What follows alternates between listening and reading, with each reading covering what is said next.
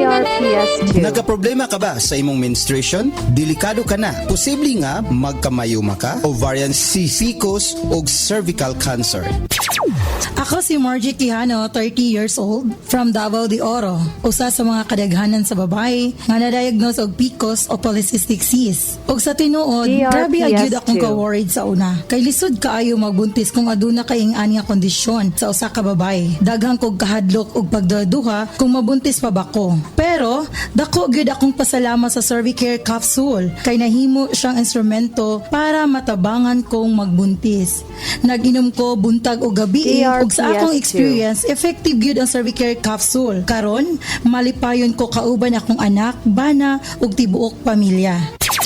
Kini si Doc John Paul Diasis for Healthy, Happy Living Nuns. Mapalit ang mga produktong NANS sa tanang butika sa inyong mga lugar.